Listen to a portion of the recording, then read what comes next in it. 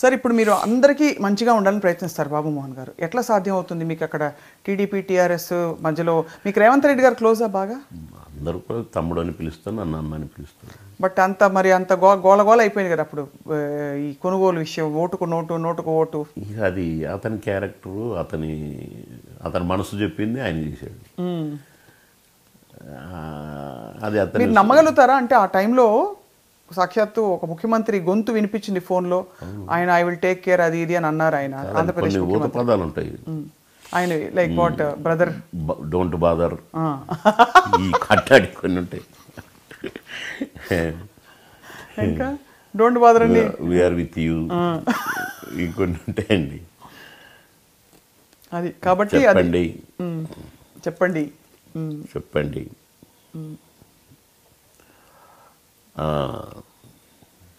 ఎట్లాంటి కొన్ని ఉంటాయి, కొన్ని అవి కనిపించినాయి అక్కడ. కాబట్టి బట్ ఇంత జరిగిన తర్వాత రచ్చరచ్చ అయ్యాక ఎందుకు ఒక్కసారి స్తబ్ద అయిపోయింది ఈ విషయంలో మీ పార్టీ కూడా? అంటే బయట జనం ఏమనుకుంటారు, ఇంత పెద్ద రాద్ధాంతమై ప్రజాస్వామ్యం అవినీతి అన్నాక సడన్గా అంత సైలెంట్ అయిపోతే పై వాళ్ళు చూసుకుంటున్నారే అనుకుంటారు. సైలెంట్ అవ్వలేదు, ఇంకా తెర మీద ఉందా? కాకపోతే తెర మీద ఉంది. ఈ బైఫర్కేషన్లలో ఈ జస్టిస్కు సంబంధించి బైఫర్కేట్ అవ్వట్లేదండి. హైకోర్టు ఇష్యూ అదే. ఈ బైఫర్కేట్ అయితే ఈ సమస్య కూడా ఇది తేలితే ఇది కూడా తేలుతుందండి. అది అది విషయం, దానికోసం అలా పెండింగ్ లో ఉంది. అటు నుంచి దానికి పట్టు ఎక్కువ పెట్టుకుంటారు. అందుకే ఇటు నుంచి ఒక్కడు లేరు. సో ఇప్పుడు ఎక్కడ మరీ అన్యాయంగా అంటే రాంగ్ ఇదవుతుందేమో ఒక భయం, అంతేనా? ఏదండి పరిష్కారం కాదు కేసు అని ఒక భయం, ఒకవేళ ఇప్పటి పరిస్థితుల్లో చేస్తే. ఎట్టి పరిస్థితులు ఇప్పుడు మనమే 2-3 మాటలు అన్నాం. అంత క్లియర్గా వాయిస్, అంత క్లియర్గా పదజాలాలు బాబు మోహన్ మాట్లాడితే ఎలా మాట్లాడితే, ఇప్పుడు నన్ను ఎవరో మిమిక్రీ చేస్తే ఇప్పుడు నా ఒరిజినల్ దీన్ని బట్టే మిమిక్రీ చేస్తారు కదండి. కానీ మిమిక్రీ చేయడానికను అసలు ఒరిజినల్ వ్యక్తి మాట్లాడటానికి తేడా ఉంటుంది కదండి. సో అది చెప్పేయచ్చు అంటారు, పసిగట్టేయచ్చు అంటారు. ఈజీ కదండి. అది ఎందుకు ఆగిందో మనకు తెలియదు కాబట్టి దాని గురించి నాకు పెద్దగా తప్పే అంతవరకు అయితే అనగలను. ఇప్పుడు వీళ్ళందరూ ఎదురుపడితే మీకు ఫీలింగ్స్ ఎలా ఉంటాయి సార్? ఒకప్పుడు మీరు టీడీపీలో ఉన్నారు. నేను టీడీపీలో ఉన్నానండి. నేను ఎన్టీ రామారావు గారి భక్తుడిని. నేను ఎన్టీ రామారావు గారి కోసం పాలిటిక్స్లోకి వచ్చింది. అప్పుడు కూడా ఇట్లనే బలవంతంగా ఆ ఎంట్రీ కూడా బలవంతంగా ప్రచారానికి బొమ్మంటే అందులో ఎన్టీ రామారావు గారు ప్రచారానికి బొమ్మనేసరికి నేను నో అనలేక అలా వచ్చారు మీరు. అసలు తమ్ముడు నన్ను బాగా ఇచ్చేసేవారు. నేను ఒకసారి పోతే క్యాబినెట్ మీటింగ్లో ఉన్నారు. క్యాబినెట్ మీటింగ్ నాకంటే నా అన్నను కలవాలి, నాకు టైం దొరికింది, అరగంట టైం ఉంది నాకు అని డైరెక్ట్ క్యాబినెట్ మీటింగ్లోకి వెళ్ళిపోయినాను. ఏం తమ్ముడు ఏమి ఇలా వచ్చారు? అందుకని అన్నగారు చూడాలనిపించింది.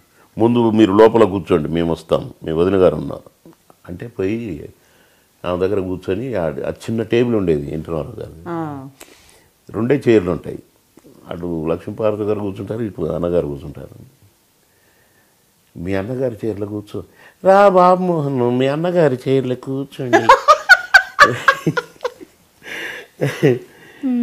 మీ అన్నగారు మీటింగ్లో ఉన్నారు, ఇంకేంటి ఏమైనా తింటారా అది ఇదని అడిగింది. కాసేపు ఈ లోపల అన్నగారు వచ్చారు, మాట్లాడి వెళ్ళిపోయాను. అంటే అట్లా అంత ప్రేమ ఉండేది. నేనంటే బాగా లైక్ చేసేవాడు నన్ను. తను పిలిచి ప్రచారానికి, తమ్ముడు మీరు ఇక్కడ ప్రచారానికి వెళ్ళాలి అని అంటే నేనేమనగలను?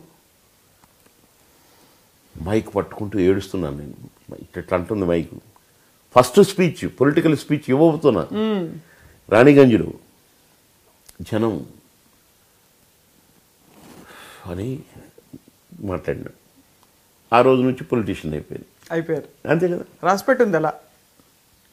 కమిట్ అయ్యాను. ఆ తర్వాత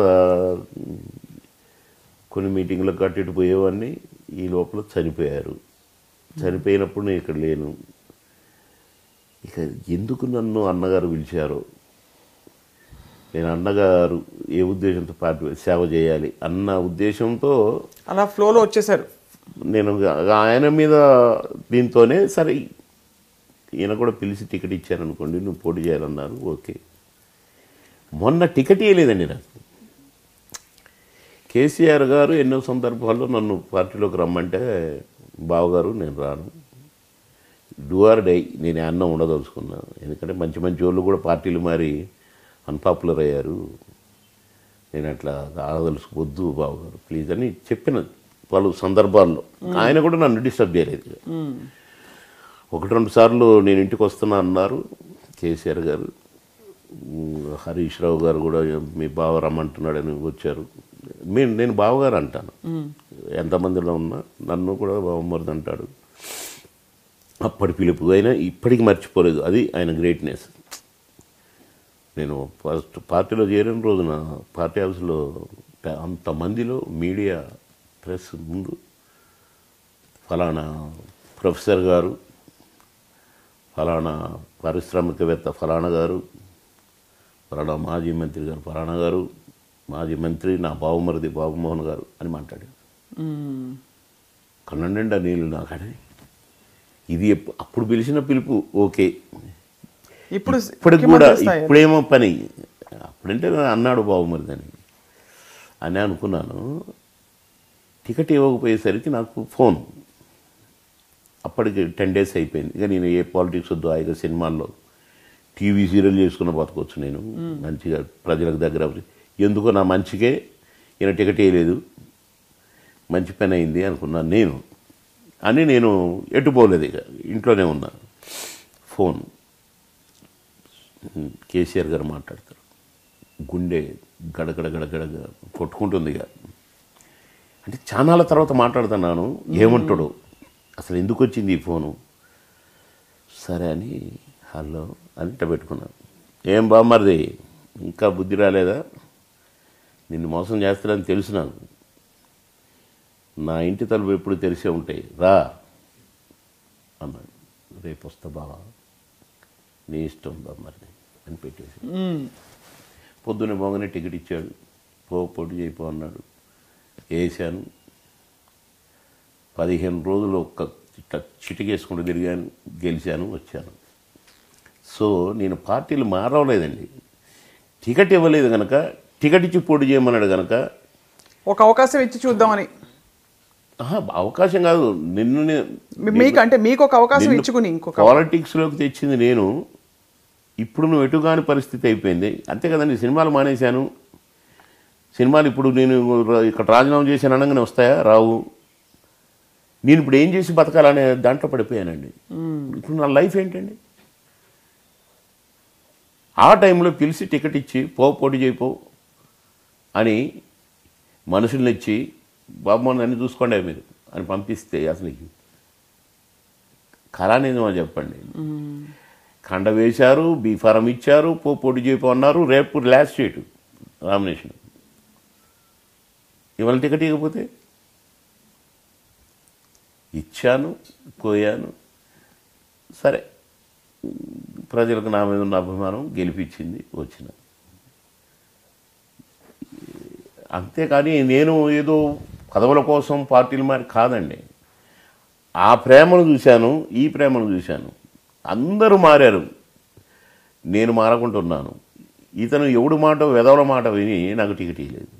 ఒక అతనికి ఎంపీ టికెట్ ఇచ్చిండండి, వాడు 10 కోట్లు పెట్టుకుంటున్నాడు. వాడు చెప్పిన వాళ్ళకి టికెట్లు ఇచ్చి బాబుమోహన్ కొద్దు ఇవ్వద్దు అని వాడు చెప్తే నాకు ఈయన వేయలే. ఈయన క్యాండిడేట్ని పెట్టిండు, డిపాజిటే రాలే వాడికి. ఎంపీ క్యాండిడేట్ కూడా డిపాజిట్ రాలే. డిపాజిట్ ఎందుకు రాదండి, 7 కాన్స్టిట్యున్సీలు ఉంటాయి కదా ఎంపీకి.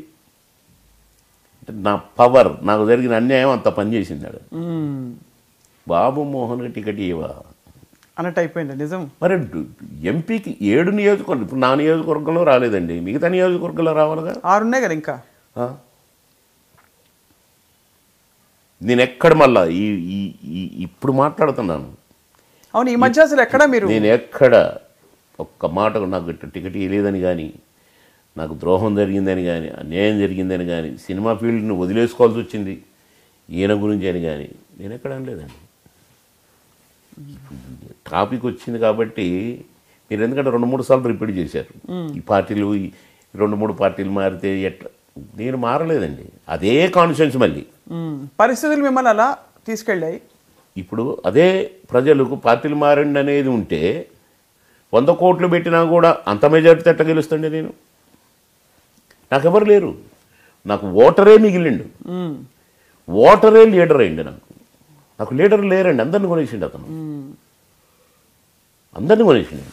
మామూలు ఒక మాజీ ఎంపీపీలంటోని మాజీ సర్పంచులను కూడా ఉండనీయలేదు.